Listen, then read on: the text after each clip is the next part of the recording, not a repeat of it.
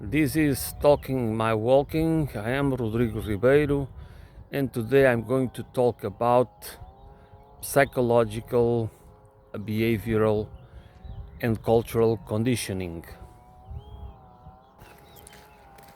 Uh, John B. Watson, the father of behavioral psychology, um, was known to say that he could, if we would give him a dozen children well formed, he could make them whatever. It doesn't matter. They could become whatever you would. You'd be able to transform them into one to be a doctor, another one to be this and that, and so forth and so on. So, which means that he was convinced that by behavioral conditioning, he would be able, it was possible to um, to to transform a human being into a tool that would not that the will and the talents and the personality of the person, of the child, would not matter, because it could always be transformed and conditioned in order to become what the trainer would be able uh, to make out of them. This obviously is not true. I mean, it's not an absolute truth, but it is important we need to reflect on the power of behavioral, psychological, and cultural manipulation and conditioning, because that is a part of our lives, and it has a huge toll on how we really on what we become, and now on how we perceive the world, now we function as human beings, in the choices we make. I mean, in everything, and that we should not take those issues lightly, which means that we should not think that they do not affect us. That because if we always believe in this myth that we are the solely responsibles, the only ones responsible for the destiny of our life, that's our life is totally under our control. What we think, how we behave, it's and everything else is just under our control. And I'm not even talking about the hormonal influences on our behavior, of course, and all the other needs that we need to meet, that we are a living organism, and that of course affect our behavior. That means also the epigenetic that we need to take also in account. So everything is important,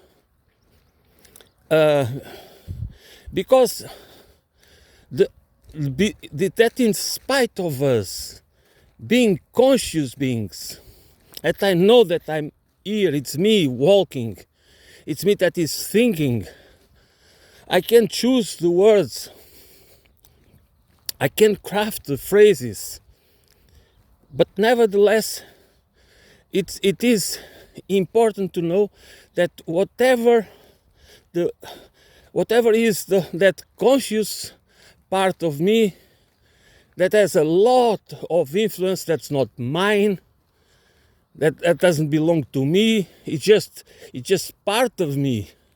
This idea of kind of ownership that affects all our lives, belongs to me. That idea that is exploited by a system that puts the maximization of profit and accumulation of wealth and private property rights on that give primacy to these values and principles and legal and make it legal, which means that they are protected by law and by the state and by international conventions and the so-called international rules-based order. And of course we do not even, that's the main issue, that we do not really think through. We do not realize how much of our convictions, of our beliefs, of our ideas and presumptions and assumptions about so many things in life and about ourselves are not true. They do not have. They are half truths, and that's how we run our lives. The process of conditioning, it's not only about to control us, to transform us. It is about that we are supposed to be trained, and that's what education is about, to fit in a particular system. Whether is the education that our parents try to give us to fit in the larger society, that we have to behave, that we need to behave, we need to behave, we need to have manners, we need to acquire manners,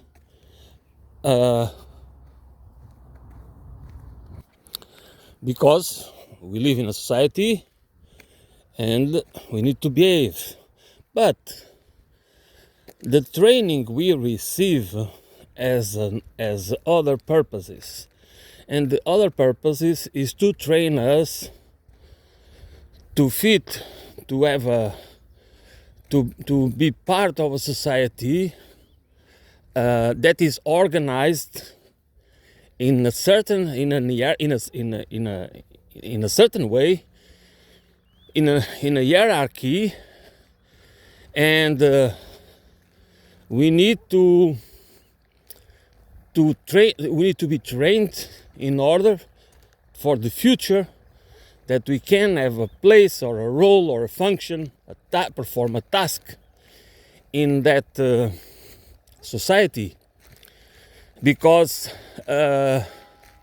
life is about we need to survive, and we need to be fit and trained and educated in order to find a job, in this case, to have a profession. And so we go to school, and we are trained, and we are all trained more or less the same way to receive the basic studies, a basic education, and then we just I mean, when we are young, we have the natural ability to resist, to rebel. Not everybody, of course, because there are the differences of personality and temperament traits. So therefore, we do not all show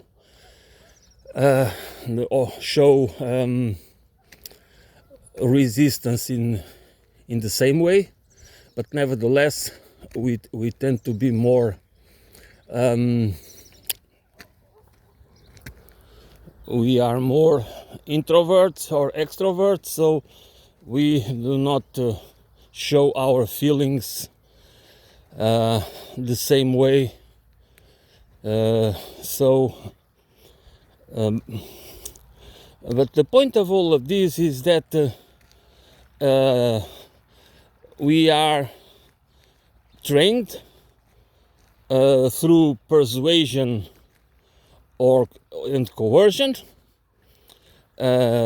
with a system of reward and punishment. So there is a reward and punishment involved, and there is also shame and guilt. So these aspects are particularly important in shaping and conditioning our behavior, our personality. I mean, in changing, in having that we try to resist. We go through different phases. We all know that. But the need to adapt is an element. The need to adapt and the need to belong play, since we are a social species, play a huge role in making us comply. So, and by training and repetition, we slowly change ourselves.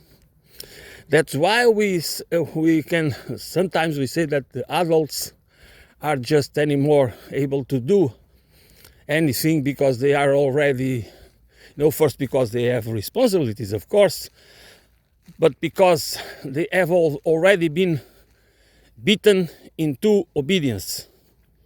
This is a process that's slow. We are not, because we are like like Watson said, that we can be you can become exactly what our parents want us to be, or whoever it is. That can happen also sometimes. It has happened a lot but it is because our choices, there is we are conditioned by so many by many factors that we do not know. We are not aware that we are being conditioned. That's the point. The point is exactly that we most of the time are being conditioned without noticing it. Because there is the connection with the real life, which means that if you need to look for a job, it's not an option. You need the job. If you need to make a choice for a career, you might go for careers where they can allow you to make more money or have an easier life or whatever it is. So there is this element of free choice, of free will, that it is you that makes the choice, but the choice is available, and what we know, what you know about the world, and your experience already conditions what your choices, which means that there is a lot of world, there is a lot of choices, there is a lot of opportunities that you don't even imagine they exist. So you are conditioned also by your ignorance. So that's what. So that are so many that you don't know that you could.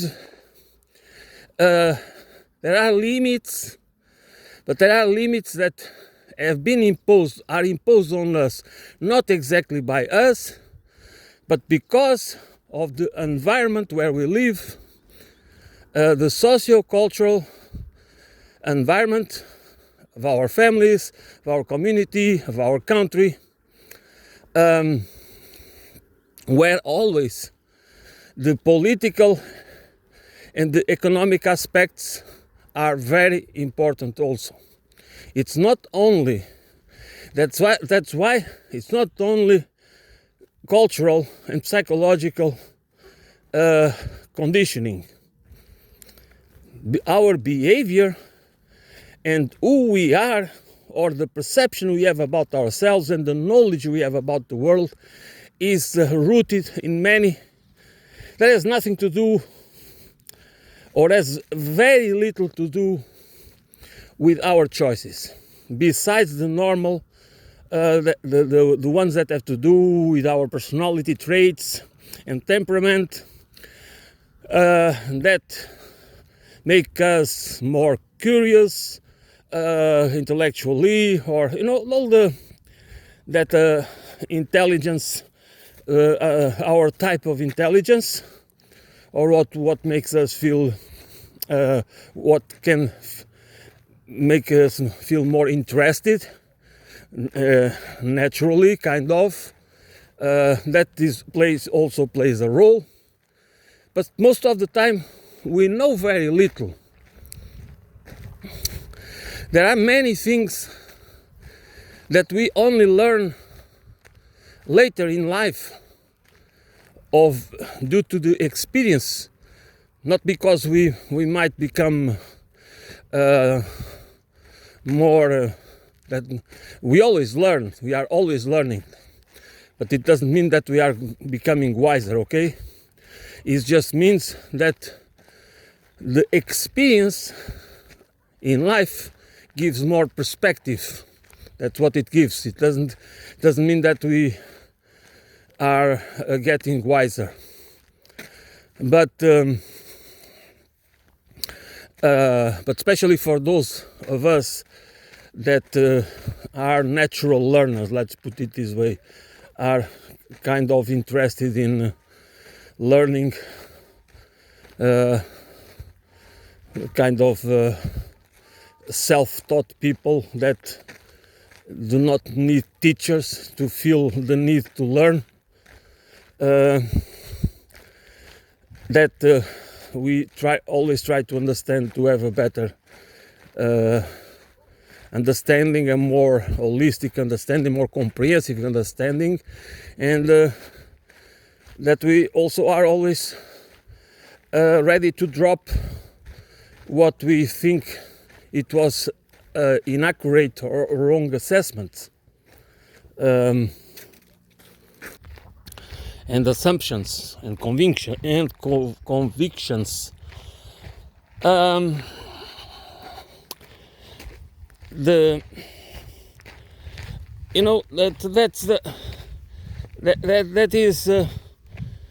That we should understand that, what we need, not only in order to understand ourselves, because that's a process, that's a moving target, kind of, whatever you think it's it's what to know about ourselves. It's not about knowing myself. It's about knowing myself in a context as part of a society, that whatever I know, it comes from my experience, my social experience.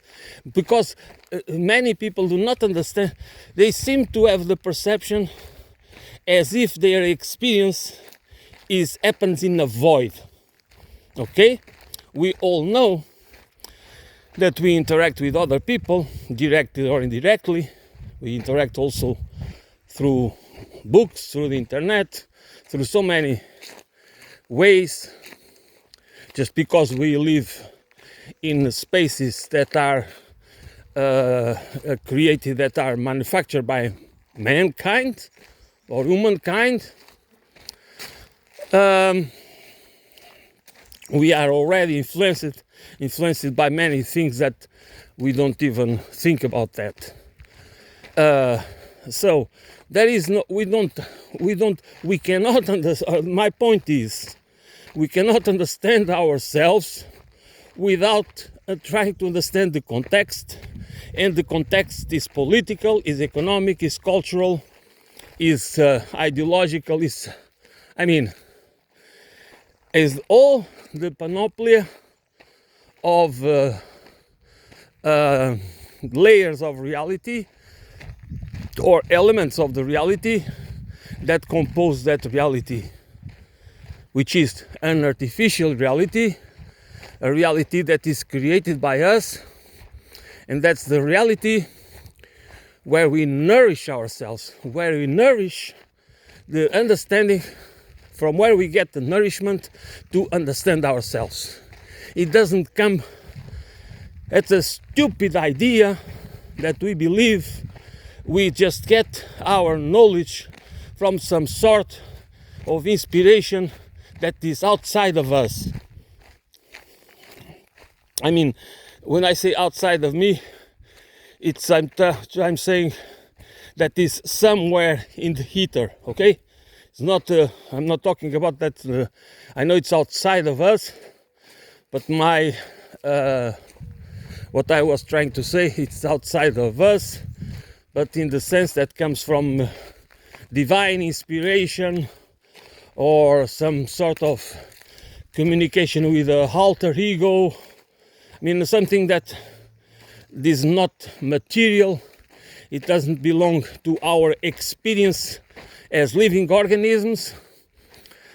But because many people believe that their selves, their true selves, are immaterial. And I have nothing against that, besides the point that they might never get to understand themselves if they do not understand that we create our identity through our social experience, because we are social beings. And who we are, how we perceive ourselves, how we behave, and again, what we even become professionally is not just out of our free will that we choose. It doesn't matter that we are not happy with what we do, with our careers or whatever, but it is that we do not, that could not happen if there was a totally different social environment, socio-cultural and technological and civilizational environment. That same person could not have that, would have another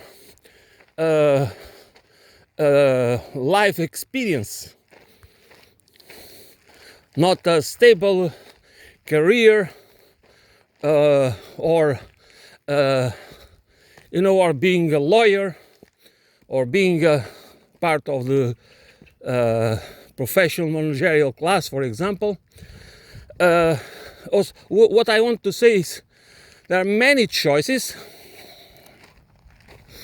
that can become our profession, where we invest our lives completely, doing research, doing whatever it is, and that they become who we are, and they just exist because of a certain type of societal organization.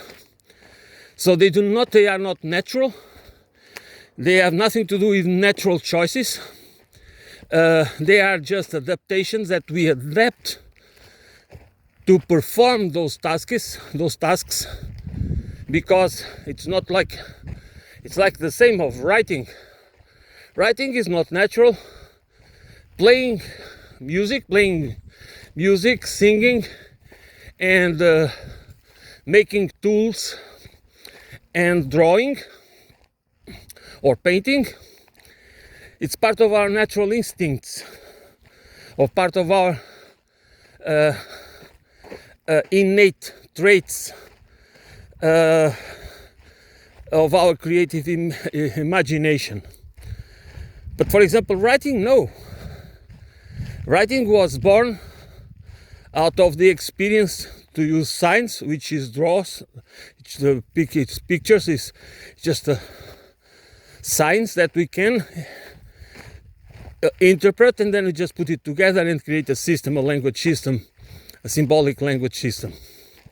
So that is already a complex system that is created out of the need to have a social system, and sometimes, as the written word, it came out of the need to it came out as an accounting system to record debts and to record the existing the need to store and to get the record of that storage. Okay, so then you get signs, and then you just have, like we did, that have different forms of. You have the Roman numeric system, which is completely different from the Indian one, I guess, or the Arabic one. I don't know. Well, I don't remember exactly if it was the Arabs or the Indians that discovered it. So you have this, and then all these different languages that were developed based on the ability to create individual signs, give it a meaning, and then compose it in syllables, and then have it as words that can be both for oral language. That's first of all, they are oral language, which is already is a natural feature, is an innate ability, but that can be reproduced with written signs. So that is completely for nowadays societies. It seems all natural, but there was the need for a process in order, and there was also the need of the social change, how we organize society, that made it possible as part of to fulfill a need to develop the written system, the written language. This is to say that it is always important to take in account that the way we organize a society has a huge influence on how we behave and how we perceive ourselves, without that we don't even notice that we are being manipulated and conditioned, because it's a kind of collective process where we all are influenced by it and trained with the same tools, and then we do not notice that in spite of our differences we are all trained. It's like, we can give the example of a army, okay, where we go to the extreme. The train is the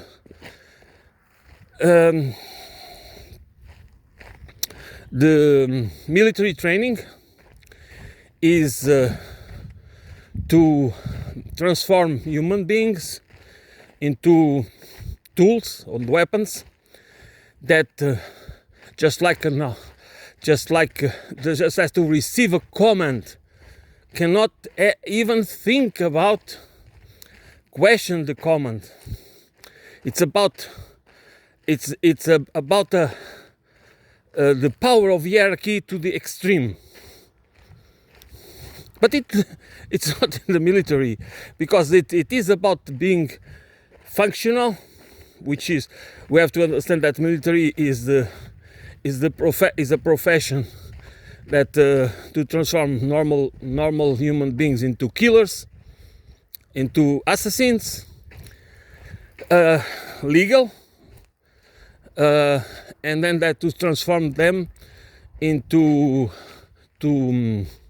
desensitize them as much as possible. They are supposed to identify, especially through the dehumanization of the enemy. So in that they have to function as machines. They need to learn how to perform their tasks almost in an automatic way, without overcoming fear, and just it's just the extreme. But the normal education, the regular education that we get in schools and at home and everything else is the same. It doesn't matter. It's the same process of shaping our behavior through psychological and behavioral modification and conditioning. It's about conditioning what is allowed, what's not allowed, what kind of things we are rewarded, what the ones we are supposed to, who are punished, the ones we should feel shame and guilt, and all the rest. In the end, the objective is obedience and compliance. It's not because that we do not need order. Of course we need order. We need organization, and we need to learn manners, and all that is important, and that we need that training. But that's just the superficial side of it. That's just what we believe it is. But that's not the really objective of it. The really objective is to make us comply and obey to a deeper order, which is this system that we are supposed to understand the existing system as natural. You have a pyramid scheme, which is a scheme. This hierarchy that we have is just a scam. It's a scam to exploit us, to use us as tools, as useful idiots, even the ones that that can have really nice lives. But we are not allowed to develop ourselves in the sense that we are in a process of discovery that is not walled, that is not confined to the walls of our profession and the constant worry about money and all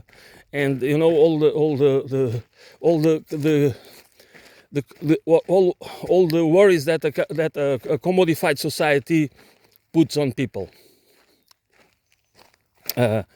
This is that we perceive as natural, as kind of a reality that has ever existed, that it cannot be changed, that people behave like this, people are just like this, we are not going to change people.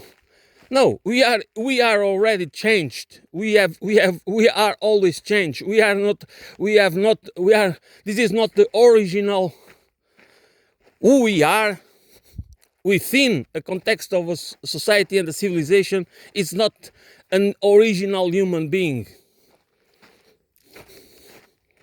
It is a modified human being. It's a domesticated human being. It's a human being that perceives itself through culture.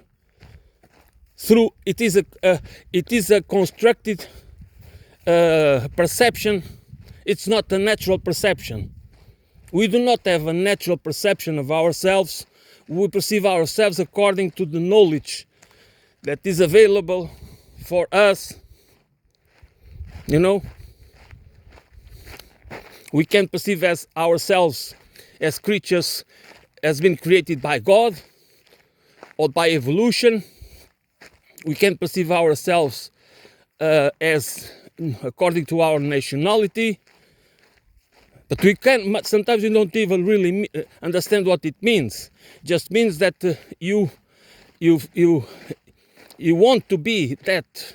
You are convinced that for some reason, so many of us, especially in countries like the United States, but not only the United States, but that's what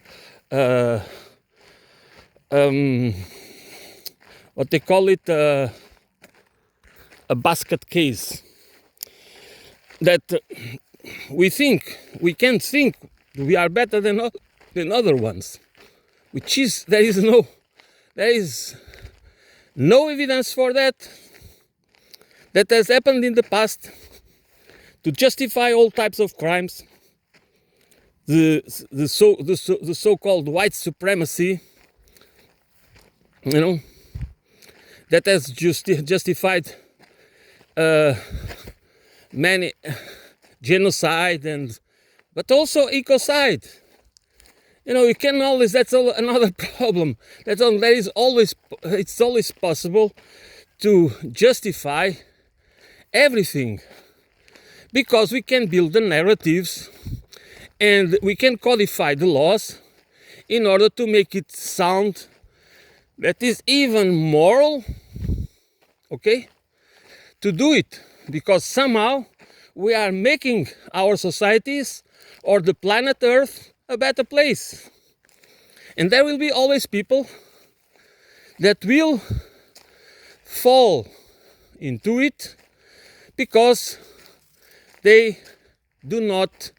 are trained to obey and comply, not to analyze and wanting to have a comprehensive understanding of things before they say I want it to be part of me, because a belief, it's something that will be part of us, part of our identity. Therefore, if we want to take something as true, we need to do our diligence. Not because we are not always that deception is not always present, that error and inaccuracy and all the rest that is part of the human being, which is a living organism, and it is not about absolute truth or absolute freedom or absolute this or absolute that. All those things are related with something else. But at least we try consciously to make choices, or to support causes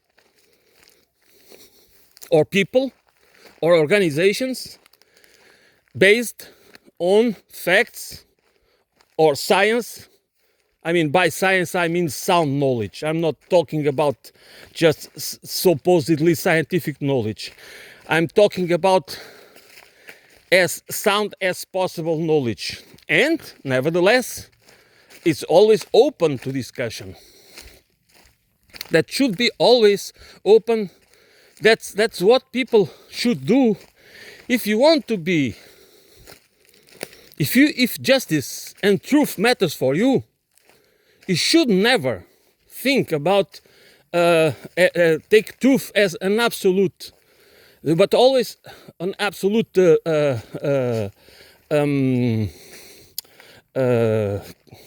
reality, but always as a relational, as related to something else. Then you understand that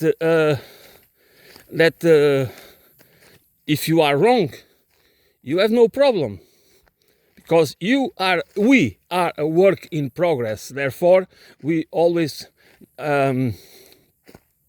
that's why we need others people's knowledge and experience, because that's why I always talk about that we should not follow heroes. I mean, not because we should admire people. We should use other people's knowledge and experience, but it's never about people. It should never be about transforming people into idols. Okay? Because if we focus in people, we just lose the point. Because then we are discussing people. And I see it, the left always, this trap, it's always trapped in this kind of mindset. Discussing people. No, we discuss ideas. And ideas need to be related to the reality, the social reality. Not only abstract. Again, it's a relational process. If it's not based in reality, if it's not based in real people, real land, the real economy, we should not take it seriously. Or we should take it seriously, like, for example, the financial markets, that what we should do, that those things are preying on us. I mean, those fictional systems that have nothing to do with the reality of life, but they can have the power, but they have the power to prey on real life, on real human beings and nature. And that power is the ultimate power, which is the power of money. When money becomes, we can convince that money can be used as a storage of value, and not a medium of account or a medium of exchange, an accounting tool and the medium of exchange. And all these things, we need to question them in order to free ourselves. This is not about then we can discover that there is much more in life that we can open up to many other to many other perspectives of ourselves and life itself, and as an experience that we are here, that should be an experience. Because if you have a spiritual life, or you have a spiritual, if you believe that you have a spirit that will, or a soul that will last after death, what you want is to have an experience here. What you should want to have an experience here is not about performance. Many people are focused. That is another point that makes me crazy. It's always about performance. You see people, so many. It's performance. Beauty is performance. Having a healthy body is about performance. A job is about performance. You just have to perform. You just have to. It's not about developing ourselves for an equilibrium, for a balanced life, where our job, what we do for as part of the economy that I call the reciprocity economy, which is the the economy where we have to give. That's the meaning of reciprocity. So that's we pay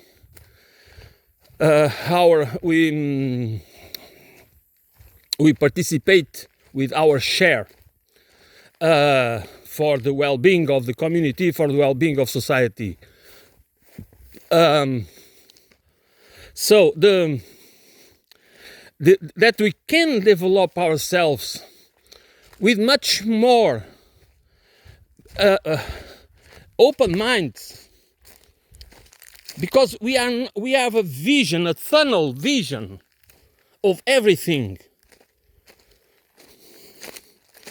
So therefore, we do not understand, neither because we don't put things in context.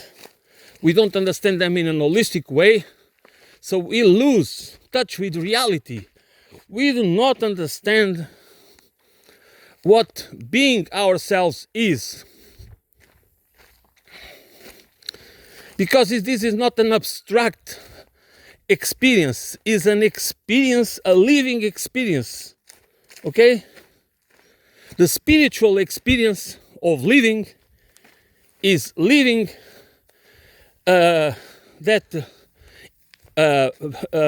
walking away that is where truth and justice really matter. But again, in relation to something,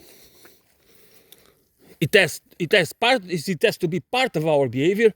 It has to be part of us being in charge of our training according to values and principles that should be universal, and we should have a culture, a universal culture that would allow us to create international institutions that would be, in spite of our cultural differences and heritage, cultural heritage, we know that we are only one family. We know that. And those who want to tell us different stories, it's the ones that want to divide us. It doesn't matter their political views. And this is why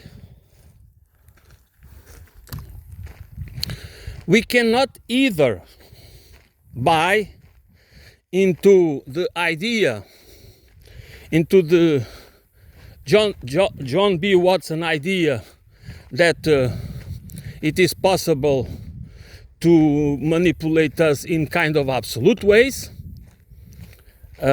which is possible to a certain extent, and probably with certain types of personality and temperament, but it might not work with others or might not work with the majority. But also that the most important thing about freedom and democracy and rights, it is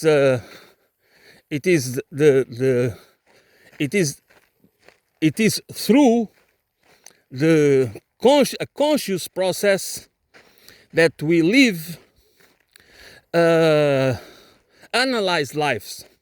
Okay, we need to have analyzed lives, which means that we do not, I mean, it is very easy to acquire and to crystallize and to belief systems and worldviews and ideas about people and about everything that are not ours. They might please us, we might feel that we identify with them, but the ideas are not ours. That's what we should understand. That ideas that are the narratives that circulate, that exist in our social cultural environment, they are ideas that are created. Sometimes you don't even know where they come from. Therefore, they are mixed. Most of the time they are hybrid. They are mixed with. So they are already very manipulated in order to condition our perception, to manipulate our perception. So if we feel that okay, this seems logical, this seems rational, this might be this group. I think that this group is responsible for everything. Everything that's wrong with society comes from this group. Okay? Then what you are building, allowing to transform inside yourself, inside your cognitive and affective systems, that you are allowing yourself to see through particular lenses that certain groups are responsible for what is wrong in society or what is wrong in the world. Certain groups, it can mean that is, for example, it can be peoples. It can be peoples. It can be social groups. It can be certain races. It can be, you know what I'm saying, which means that you are allowing yourself to believe through others, through the influence of others that eventually you trust, even if you don't. Sometimes you don't know why you trust. Then it might become part of the dominant narrative within you, inside of you, in your subconscious mind, something that has never been yours. It's just yours because you allowed to become part of you without doing the homework to make the triage, to see, okay, does it make sense? Okay, I think I find it kind of reasonable, but should I take it as by face value, or should I do some research, or should I listen to different opinions and different pieces of knowledge? and information. Because whatever we expose ourselves, we are already being influenced by it, whether through rejection, that we can reject it, we can oppose it, but nevertheless it comes in touch with us, so it makes some impact on us, or by acceptance. And the acceptance is always more, because rejection is rejection. Acceptance is kind of we open up. So we open up, we are in a weaker position. Because by accepting, we are already giving it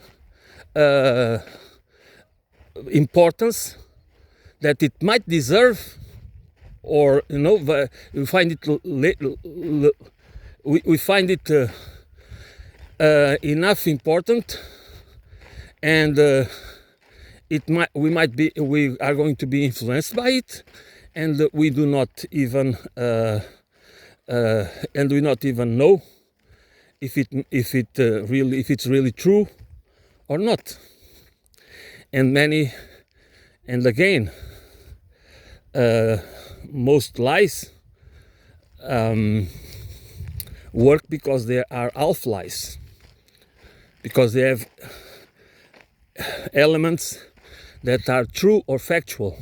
So they build a lie on facts, or by omission, or by whatever strategy, and this is everywhere. And that's why it's important that the only way to counterpoint it, to have a counter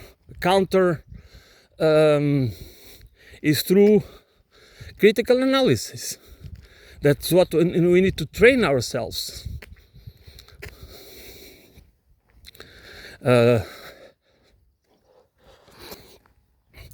Not as a tool that obviously is perfect. There is nothing perfect about human nature or nature in general. We're just talking about living organisms. We are not talking about machines. So therefore there are many factors and variables that interfere with all the processes that are going on in a living organism. But that's no other way to do it.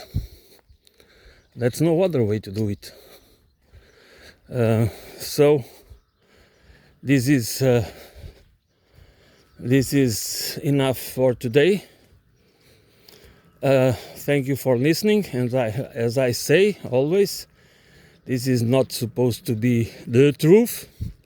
This is just my humble attempt on the pursuit of understanding the human condition and life and society and civilization, and what I find wrong with our systems. And it is part of our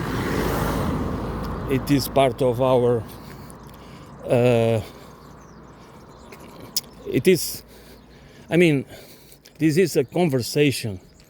This is not supposed to be, this is something that is part of a process.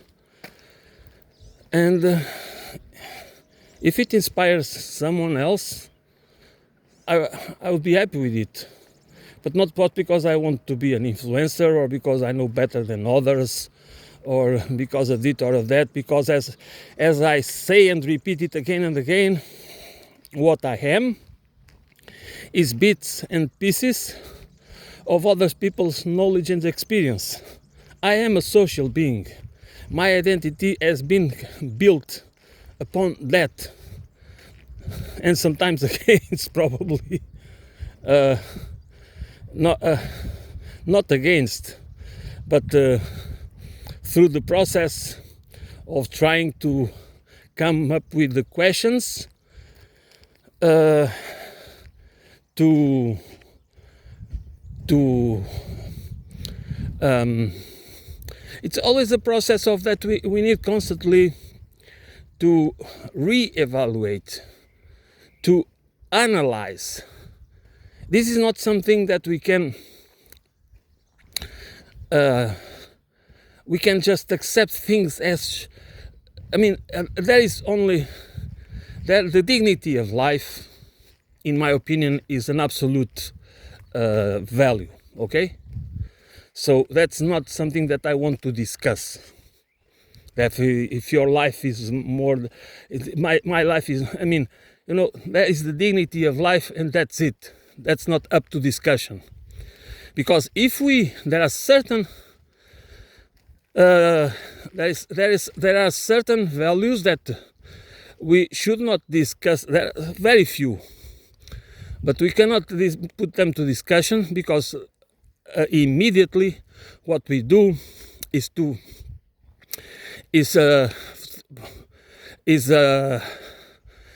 normalize the process of classification, which means that we put immediately think in terms of inferior and superior, and up and down, and things like that. And then we immediately by association, we start to justify differences that sometimes don't even exist, because there are the physical differences or difference in phenotypes that might be that can be used to justify political measures, okay, or economic, to put people in a hierarchy, and from inferior to superior. And then you just create, again, going back to Bastiat, you just have to, through time, these groups create a legal system to protect them, and a moral code to glorify them. And that's what, and this is what happens time and time again. And we need to be alert to it. Otherwise, again, we just become tools, useful idiots. Because we just transform ourselves through other people or organizations or groups' ideas and values systems and beliefs into tools that they use many times against ourselves. And we need to be aware of it and to be alert to it. So, I'm going to end here. Thanks for listening. I will be back soon.